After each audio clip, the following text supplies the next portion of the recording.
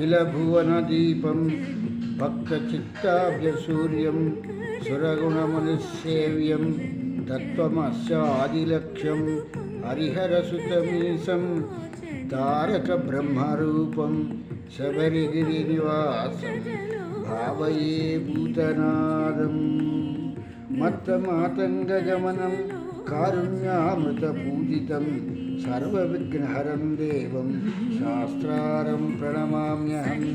స్వామి శరణమయ్యప్ప. ప్రియమైన ఆత్మబంధువులారా, ఆశ్రితం వారి సౌజన్యంతో ఈ భక్తి అనేటువంటి ఈ కార్యక్రమాన్ని మనం ప్రారంభించుకున్నాం.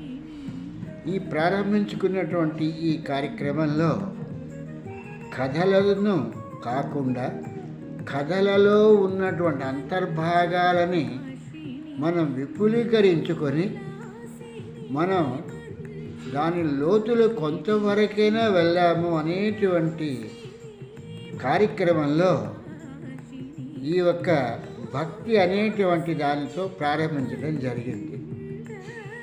ఇక్కడ నిన్న ఒక చాకలివాని కథ గురించి చెప్పుకున్నాము.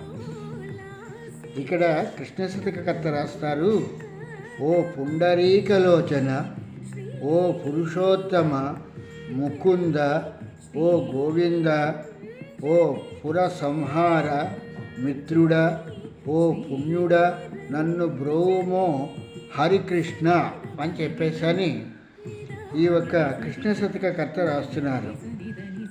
ఓ కృష్ణ, ఓ భగవంతుడా, తామర పద్మముల వంటి నేత్రములు కలవాడ, పురుషోత్తమ, ముకుంద, గోవింద, శివునికి ప్రియమిత్రుడా, ఓ పుణ్యాత్ముడా, శ్రీహరి నన్ను బ్రోవుము తండ్రి అని చెప్పేసని ఇక్కడ ఈ యొక్క కృష్ణశతకకర్త ఈ యొక్క కృష్ణశతకంలో ఇది 13వ పద్యంగా రాయటం జరిగింది. దీన్ని ఎందుకు క్రోడీకరిస్తున్నామంటే భగవంతుడి తాలూకు కరుణ మన మీద ఎప్పుడూ ఎల్లవేళలా ఉండాలి అనేటువంటి దాని గురించి ఈ యొక్క పద్యాన్ని క్రోడీకరించడం జరిగింది. ఈ రజకుడు కూడా గురువుగారి తాలూకు కృపా కటాక్ష వీక్షణాలను గురించి చూస్తూ ఇతను కూడా ఆ కురవపురంలో ఆ యొక్క గురుగారైనటువంటి శ్రీపాద వల్లభుల వారికి సేవ చేయటం జరుగుతూ ఉండేది. అయితే ఈ రజకుడు ఏమనుకునేవాడంటే, నేను గురువుగారికి చాలా సేవ చేస్తున్నాను, నా సేవతో ఈ గురువర్యులు చాలా సంతసిస్తారు, నా మనస్సు గురు పాదపద్మాలను తప్పించి ఇంకెక్కడికి కూడా నా మనస్సు కదలటలేదు, నిశ్చలంగా ఈ కురవపురం ఈ దత్తాత్రేయ స్వామి మఠంలోనే నా తాలూకు మనసు కేంద్రీకృతం అవుతోంది అని చెప్పేసని ఈ యొక్క రజకుడు అనేటువంటి చాకలతను మానసికంగా అనుకుంటూ ఉండేవాడు. గురువుగారికి ఈ విషయాలన్నీ కూడా వాడి మానసికంగా ఏమనుకుంటున్నాడు అనేటువంటి విషయాలన్నీ కూడా తెలవటం మూలంగా ఆయన నవ్వుకుంటూ అతని విషయంలో ఎక్కడైనా ఒకసారి ఒక పరీక్ష పడదాము అని చెప్పేసి ఆయన ఆలోచిస్తున్న టైంలో ఈ కృష్ణానదిలోకి ఈ రాజు తాలూకు పరివారం అంతా వచ్చి జలక్రీడలు ఆడుతున్న సమయంలో ఈ చాకలి వాణిని ముందుగా పంపించడం జరిగింది. నా మనసు ఎప్పుడూ నిశ్చలంగా ఉంటుంది, గురువుగారి పాదపద్మాల దగ్గరే ఉంటుంది, నేను వేరే విషయాలలో నా మనసుని కేంద్రీకృతం చెయ్యను అని చెప్పి అనుకునేటువంటి ఈ రజకుడు చాకలతను గురువుగారి కన్నా ముందర ఈ కృష్ణానది రేవు దగ్గరికి రావటం జరిగింది. అక్కడ ఈ యొక్క రాజపరివారము చేస్తున్నట్టు ఈ జలక్రీడల్ని చూడగానే ఈ యొక్క భగవద్గీతలో అర్జునుడు శ్రీకృష్ణ పరమాత్మని ఒక మాట అడుగుతాడు, నీవు చెప్పినటువంటి గీత అంతా కూడా వినటం జరుగుతోంది, కానీ భగవాన్ నా మనస్సు కేంద్రీకృతం కావటం లేదు, నా మనస్సుని ఒక విషయం మీదనే నేను కేంద్రీకృతం చేయలేకపోతున్నాను దీన్ని ఎలా చేయాలి అనేటువంటి విషయాన్ని భగవద్గీతలో సాధకుడైనటువంటి అర్జునుడు శ్రీకృష్ణుడిని అడగటం జరిగింది. ఆ భగవాన్ని అడగటం జరిగింది.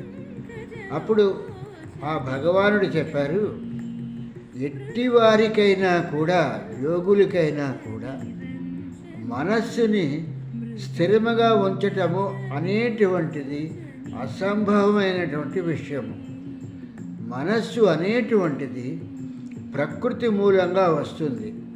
ప్రకృతిలో ఉన్నటువంటి పదార్థాలను ఆహారంగా తీసుకోవటం మూలంగా ఆ ఆహారంలో నుంచి మాత్రమే మనస్సు అనేటువంటిది వస్తుంది. కాబట్టి ఆ మనస్సు ఎట్టి పరిస్థితిలో కూడా స్థిరముగా ఉండదు. ఆత్మకైతే కదలటానికి అవకాశం లేదు, కానీ ఎటు వెళ్ళటానికి కదలటానికి అంతా వ్యాప్తి చెంది ఉన్నది. కాబట్టి ఆత్మ కదలటానికి లేదు. జీవుడు దేహంలోనే తిరుగుతూ ఉంటాడు. ఋషికేశుడుగా దేహమంతా కూడా తిరుగుతూ ఉంటాడు జీవుడు.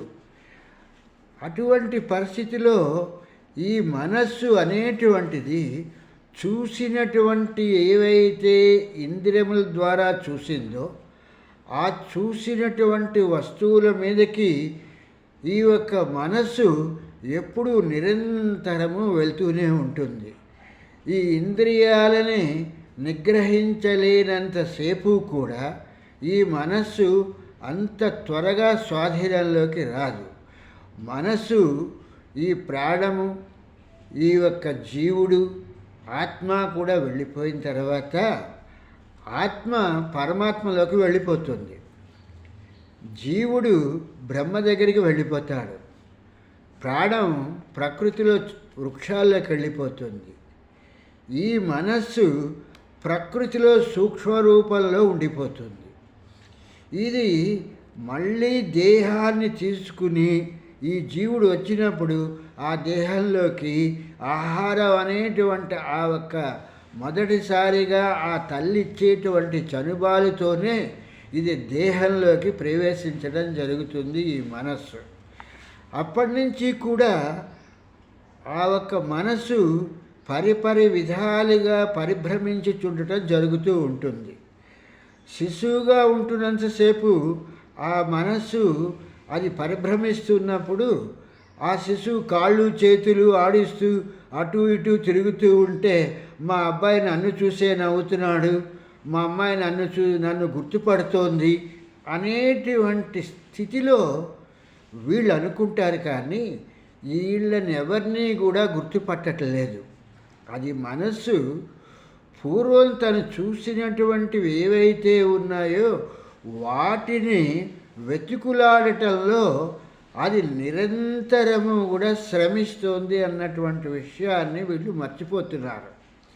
కనుక మనస్సు అనేటువంటి దాన్ని కట్టడి చేయటం అనేటువంటి, ఆధీనం చేయటం అనేటువంటిది ఇది అసంభవమైనటువంటి విషయము అనేటువంటి విషయాన్ని భగవద్గీతలో శ్రీకృష్ణ పరమాత్మ అర్జునుడికి చెప్పటం జరిగింది. మరి మనస్సును ఎలా స్వాధీనం చేసుకోవాలి అని అంటే, ఒక మోరాయించినటువంటి పిల్లవాడు, ఒక మూర్ఖత్వంగా ఉన్న పిల్లవాడిని ఎన్ని దెబ్బలు కొట్టి ఎంత చేసినప్పటికీ కూడా ఇంకా మొండితనంలో ఉంటాడు తప్పితే వాడు ఆ తల్లిదండ్రుల మాట వినాడు.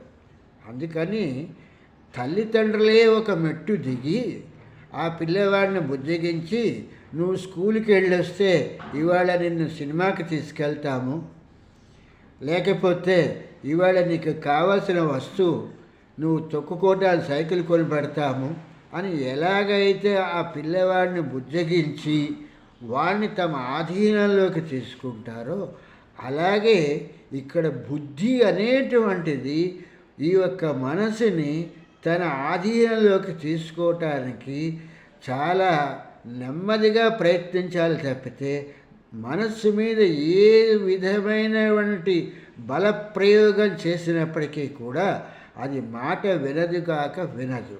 అందుకని చెప్పేసని ముందు ఇంద్రియాలని నిగ్రహించాలి. ఇంద్రియాలకి బుద్ధికి కలిపి ఒక లింక్ని ఏర్పాటు చేయాలి. ఆ లింక్ పేరే చిత్తము అని చెప్పేసి అంటారు. ఆ చిత్తంతో ఈ యొక్క బుద్ధి ఈ ఇంద్రియాలు ఏకీకృతం అయినప్పుడు అప్పుడు మనసు కదలటం ఆగి ఆ ఒక్క దేహంలోనే ఉండటానికి అవకాశం ఉంటుంది. ఇటువంటి విషయాలేవి తెలియలేనటువంటి ఆ రజకుడు మొదట ఏమనుకున్నాడంటే, గురువుగారిని సేవిస్తూ ఆశ్రమంలో నా మనసు ఎప్పుడు కూడా గురువుగారి పాదాల చెంతనే ఉంటుంది అని చెప్పేసని అతను భ్రమింపబడ్డాడు. ఆ భ్రమ మూలంగా అతనిలో ఒక చిన్న గర్వం కూడా వచ్చింది. నా మనసు ఎప్పుడు కూడా గురువుగారు చెప్పినట్టుగానే వింటుంది, నా ఇంద్రియాలన్నీ కూడా గురువుగారి ఆధీనంలోనే ఉంటాయి, ఆ గురువాక్యాన్ని వింటూ ఉంటాయి అని చెప్పేశాను. ఇది ఆ రజకుడైనటువంటి ఆ చాకలవాడికే కాదు, ఏ ఒక్క శిష్యుడికైనా ఇటువంటి ఆలోచన తరంగాలు ఉంటాయి అనేటువంటిది మనం గ్రహించవలసిన విషయం. నిన్న ఈ విషయాలు మాట్లాడదామంటే ఇంకా లెంత్ పెరుగుతుంది తప్పితే ఆ ఒక్క సమయంలో ఒక చిన్న మాత్ర ఎంతలాగా ఉపయోగపడుతుందో గంటల కొలది ఉపన్యసించటం మూలంగా వచ్చేటువంటిది ఏమీ ఉండదు. చాలా తక్కువ సమయంలో మనసుకు ఎక్కేటట్లుగా మాట్లాడాలి తప్పితే గంటలు గంటలు కూర్చుని మాట్లాడటం మూలంగా వచ్చేటువంటిది ఏ విషయము ఉండదు అనేటువంటి విషయంలో నేను 20 నిమిషాల కన్నా ఎక్కువ మాట్లాడకూడదు, అంతకన్నా సాధ్యమైనంత వరకు తక్కువగానే మాట్లాడాలి. ఇది మీలాంటి భక్తులందరి తాలూకు హృదయాలలోనే మాట్లాడేటువంటి మాటలు చిరస్థాయిగా ఉండాలి అనేటువంటి ఒక తలంపుతో ప్రారంభించి చేస్తున్నటువంటిది. కనుక నిన్నటికి మాట్లాడేటప్పటికే 20 నిమిషాలు అయిపోయింది. ఇంకో 10-12 నిమిషాలు మాట్లాడచ్చు, కానీ అలా మాట్లాడటం మూలంగా కాన్సన్ట్రేషన్ ఉండదు అని చెప్పేసి ఈ రోజు నాడు తీసుకొని ఈ రజకుడు గురించినటువంటి ఈ విషయాన్ని చెప్పటం జరిగింది. కనుక ప్రియమైన ఆత్మబంధువులారా, మనస్సుని ఆధీనం చేసుకోవాలంటే బుద్ధిని, ఇంద్రియాలని, చిత్తాన్ని ఏకీకృతం చేసుకున్నప్పుడు మాత్రమే మనసు మన మాట వింటుంది తప్పితే ఎట్టి పరిస్థితిలో కూడా మనసు మన మాటలు అంత త్వరగా వినదు.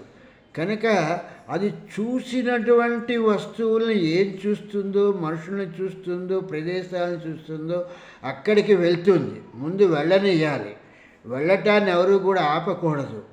వెళ్ళిన తర్వాత ఎంతకాలం వెళ్తావు? అలాగా చూసిన వస్తువులనే ఎంతకాలం చూస్తావు?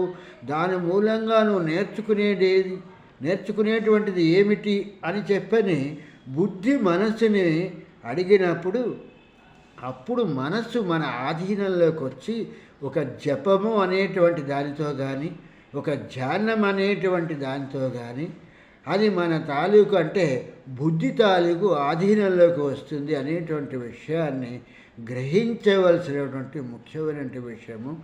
ఇటువంటి ఈ యొక్క కర్మలకి అంటే ఈ యొక్క క్రియలకి ఆ వెంకటాచలపతి మనకి సహకరిస్తూ సరైన మార్గంలో మన జీవితాలకి మార్గదర్శకుడిగా మార్గబంధువే శరణమయ్యప్ప అని అన్నట్టుగా ఈ ఘోరారణ్యమైనటువంటి ఈ జీవితంలో నడుస్తున్నప్పుడు మార్గాన్ని చూపించేటువంటి మార్గదర్శకుడుగా ఆ అయ్యప్ప మనకి ఆ ఒక్క మార్గాన్ని చూపిస్తారని అనుకుంటూ స్వామి శరణం, స్వామి శరణం, స్వామియే శరణమయ్యప్ప.